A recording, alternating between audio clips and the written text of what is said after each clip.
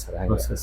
ಈ sedentary life style ಅಂತ ಏನು ಹೇಳ್ತಾ ಇದ್ದೀವಲ್ಲ ನಾವು ಇವತ್ತು, ಇದಕ್ಕೆ ವಿಕ್ಟಿಮ್ ಅಥವಾ ಇದಕ್ಕೆ ಯಾರು ಸಿಕ್ಕಾಕೊಳ್ತಾ ಇದ್ದಾರೆ ಅಂತೀರಿ? ಯಾವ ಏಜ್ನವರು ಏನಾದರೂ ಹಿಂಗೆ ಈ ವಯೋಮಿತಿಗೆ ಏನಾದರೂ ಸೀಮಿತವಾಗಿದೆಯೋ ಅಥವಾ ಬಾಲಕರಿಂದ ಹಿಡಿದು ವೃದ್ಧರವರೆಗೂ ಈ ಸೆಡೆಂಟ್ರಿ ಲೈಫ್ ಸ್ಟೈಲಿಗೆ ಸಿಕ್ಕಾಕೊಂಡಿದ್ದಾರೆ? ಇದು ಸೆಡೆಂಟ್ರಿ ಲೈಫ್ ಸ್ಟೈಲ್ ಯಾವುದು ಬಾಲಕ ವಯಸ್ಸಿಂದ ಮಿತಿ ಏನಿಲ್ಲ. ಇಲ್ಲೇ ಇಲ್ಲ ಸರ್. ನಾವು ಸಣ್ಣ ಹುಡುಗರಿದ್ದಾಗ ಎಲ್ಲ ಓಣಿಲ್ ಸೇರಿ ಆಟ ಆಡ್ತಿದ್ವಿ. ಹೌದು. ಈಗ ಕಲ್ಚರೇ ಇಲ್ಲ.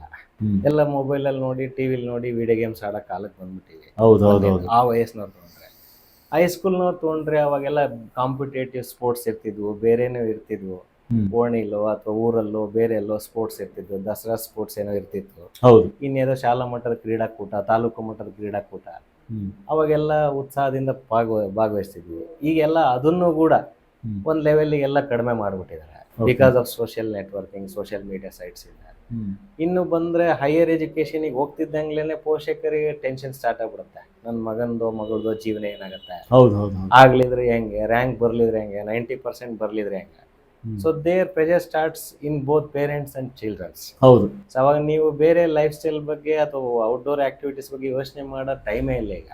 ಹೌದು ಹೌದು. ಸೊ PUC ಇಂದ ಸ್ಟಾರ್ಟ್ ಆಗಿದ್ದ ಲೈಫು ಪ್ರೊಫೆಷನಲ್ ಕೋರ್ಸ್ ಮುಗಿಯೋವರೆಗೂ ಹಂಗೆ ಇರುತ್ತೆ.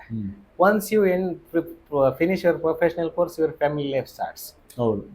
Once your career starts, family life.